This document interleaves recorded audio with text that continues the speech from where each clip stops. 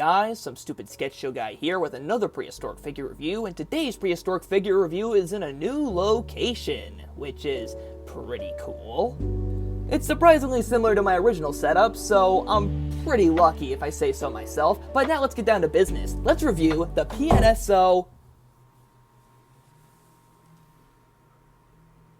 The fuck are you doing here? Drugs. Make sure to go subscribe to Puberty. And now with all that done, let's get down to the main topic of this video, the PNSO Fergus The Acrocanthosaurus. So let's get into it. So first up, as always, we have the paint job, and a good way to summarize the paint job of this figure is that it's a perfect fusion between the Acrocanthosaurus and the PNSO Allosaurus. So, the result we get is a paint scheme that, while not necessarily the most original or unique or groundbreaking, it's well applied. I mean, it's PNSO. This part we're gonna be talking more about later.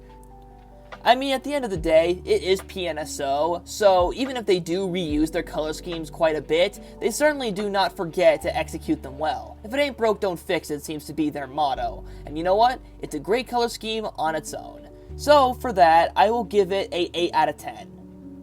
Next up, we have the pose, which you did see a slight allusion to when the figure fell over. That was not intentional at all. Now, this figure does come with a stand, so that is definitely a plus. And on its own, it can support its own weight, but it's certainly very wobbly. So, don't, breathe on it.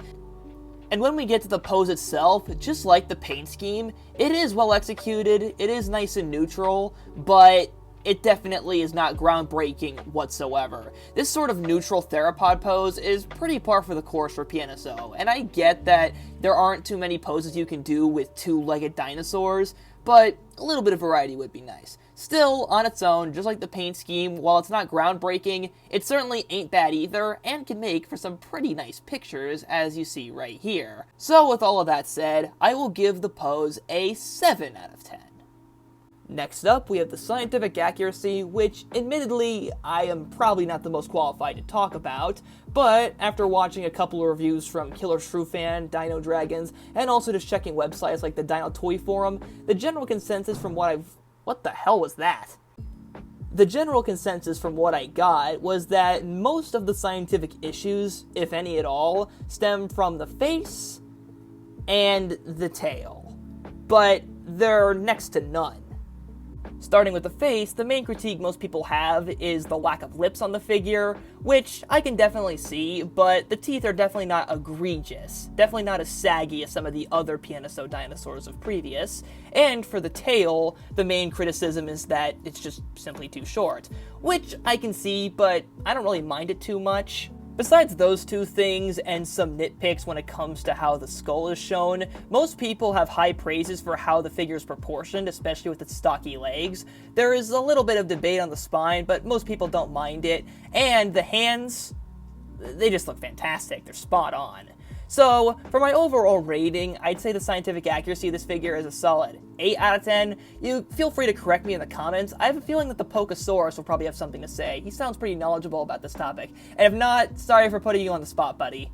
And then lastly, we got the detail, which is pretty good, but let's get the weakest part of it out of the way first, the face. Now, it looks fine from here, but from a distance, the face looks so much smoother than the rest of the body, which is noticeably more detailed, which is where the problem lies. A smooth figure isn't bad, but the face is so much smoother than the rest of the body, it does throw me off a little bit, although from this angle, I can see nice little subtle scaling on the face, so it's not all bad, but by comparison to the rest of the body, it just looks less detailed, and, there could have been a little bit more added. As well as that, not usually a huge fan of this neck seam here, but I know why it's there. It's just something that has to be there for the articulated jaw. And if we go into the jaw, the teeth are, they're painted alright. There's clearly, some of the black paint getting smothered on the teeth over here. The front teeth, or the top teeth, I should say, they look a bit better. They look like just some usual wear and tear. Inside the mouth, we got typical par for the course jaw detail. It's pretty nice,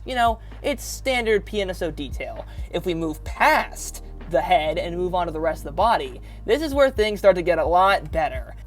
A good way to describe the rest of the body detail is that it reminds me a bit of a desert. Like, this looks like desert plains, except it's the body of a dinosaur, which I think is nice. Like, these could be like little giant pebbles, these could be smaller pebbles, and the color scheme could just be the sand.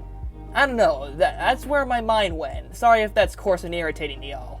And especially up here at the top spine, this is some nice detail. Of course, there's a little bit of, paint effects on some of the neural spines over here, but this stuff, yes please, that is a nice spine. And you know what? Out of all body parts to absolutely nail, the spine of an Acrocanthosaurus is a pretty good place to go.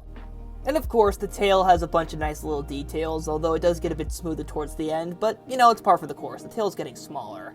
Overall, I'd say that the detail on this figure is very nice. Like, 90% of the figure, with the exclusion of the tail and the face, is not smooth whatsoever. It's packed full of small little intricacies, and for that, I give it an 8 out of 10. And now time for the final review. The paint scheme and pose of this figure, while not bad, definitely don't break any new barriers, but they are applied very professionally. The accuracy of this figure is decently up to date, and the detail is incredibly nice, but does have a few smooth parts that are slightly distracting. Overall, I'd give the PNSO Acrocanthosaurus a 7 3/4 out of 10. Just missing out on the sketchy seal of approval through no fault of its own. Simply put, I prefer the PNSO Carcharodontosaurus slightly more. Mainly just because I prefer Carcharodontosaurus more as a dinosaur, and I just think it's a bit more smoother and better executed. Just by a little bit. This is still a great figure of one of my favorite theropods, but nothing beats Carcharodontosaurus to me. So with that, I hope you guys enjoyed this prehistoric figure review. Comment down if I should review other figures in the future. I don't really got a lot of choices. See you guys next time.